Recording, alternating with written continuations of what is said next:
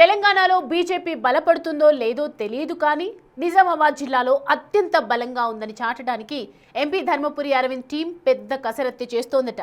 జిల్లాలో బీజేపీ అంటే అరవింద్, అరవింద్ అంటే బీజేపీ అన్నట్లు తయారు చేసుకోవడానికి వారు మొదలుపెట్టిన కార్యాచరణ ఆసక్తికరంగా మారింది. రాష్ట్రంలోని బీజేపీ ఏ స్థాయిలో ఉందో తెలియదు కానీ నిజామాబాద్ జిల్లాలో మాత్రం వచ్చే మున్సిపల్ ఎన్నికల్లో గణనీయమైన సీట్లు సాధించి జిల్లాలో బీజేపీ ఇమేజ్ పెంచుతానంటున్నారంట అరవింద్. తెలంగాణలో బీజేపీ అధికారంలోకి రావటం నేతల మాటలకే పరిమితమవుతోంది. రాష్ట్ర విభజన తరువాత కాషాయ పార్టీ ప్రతి ఎన్నికల్లో సింగిల్ డిజిట్ కే పరిమితమవుతోంది. అయితే రాష్ట్రంలో గులాబీ పార్టీ హవా నడుస్తున్న టైంలోనూ ఆ పార్టీ అధికారంలో ఉన్నప్పుడు జరిగిన 2019 లోక్సభ ఎన్నికల్లో నిజామాబాద్ లో కేసీఆర్ కుమార్తె కవితను ఓడించిన బీజేపీ ఎంపీ ధర్మపురి ఒక్కసారిగా లైమ్ లైట్ లోకొచ్చారు. తరువాత రెండోసారి కూడా గెలిచి ఎంపీగా కొనసాగుతున్నారు.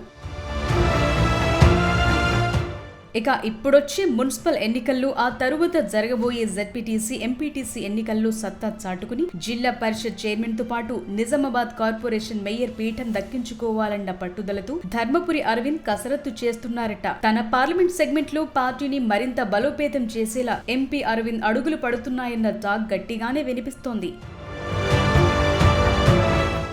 వచ్చే నెలలో మున్సిపల్ ఎన్నికలు జరగబోతున్నాయి. ఈ తరుణంలో తన సెగ్మెంట్లు మెజార్టీ స్థానాలు దక్కించుకోవటానికి ఎంపీ అరవింద్ కాషాయ శ్రేణులను సమాయత్తం చేస్తూ గ్రౌండ్ వర్క్ మొదలు పెట్టారట. పార్టీ నుంచి డైరెక్షన్ రాకముందు నుంచి ఆయన ఎన్నికల కసరత్తు మొదలు పెట్టడం గమనార్హం. ఎన్నికల్లో గెలుపే లక్ష్యంగా అభ్యర్థుల ఎంపికపై స్క్రూటినీ మొదలెట్టేశారట. అభ్యర్థుల ఎంపికపై ఎంపీ అరవింద్ ప్రత్యేక సర్వేలు నిర్వహిస్తున్నారట.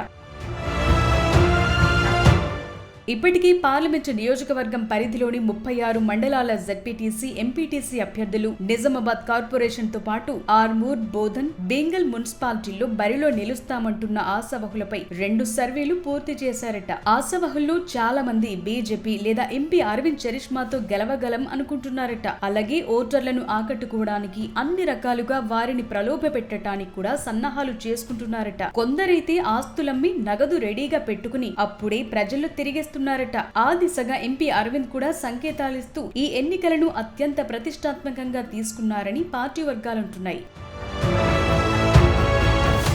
అయితే టికెట్ ఆశావహుల్లో ఎంపీ అరవింద్ చేయిస్తున్న సర్వేలు గుబులు రేపుతున్నాయట. రెండోసారి ఎంపీగా గెలిచిన ధర్మపురి అరవింద్ రాష్ట్ర పార్టీ అధ్యక్ష పదవిని గట్టిగానే ఆశించారు. అయితే పార్టీలో పాత కొత్త నేతల పంచాయతీలతో అది దక్కకపోవడంతో పార్టీలో సీనియర్లైన కేంద్ర మంత్రులు కిషన్ రెడ్డి, బండి సంజయ్లతో పాటు రాష్ట్ర పార్టీ పగ్గాలు చేపట్టిన రామచంద్రరావు లాంటి వారిపై డైరెక్ట్ గానే కౌంటర్ అటాక్ మొదలుపెట్టారు. ఒకానొక సమయంలో తనపై కంప్లైంట్స్ చేయొద్దంటూ రామచంద్రరావుకి వార్నింగ్ ఇచ్చినంత పనిచేశారు. బీజేపీలోని సీనియర్లపై గుర్రుగా ఉన్న అరవింద్ తన నియోజకవర్గం స్థానిక సంస్థల ఎన్నికల్లో మెజార్టీ సీట్లు దక్కించుకుని సత్తా చాటాలని పట్టుదలతో ఉన్నారట. అప్పుడు బీజేపీ పెద్దలు కూడా ఎవరు బలమైన నేతలు గుర్తిస్తుందని ఆయన తన అనుచరులతో చెప్తున్నారట.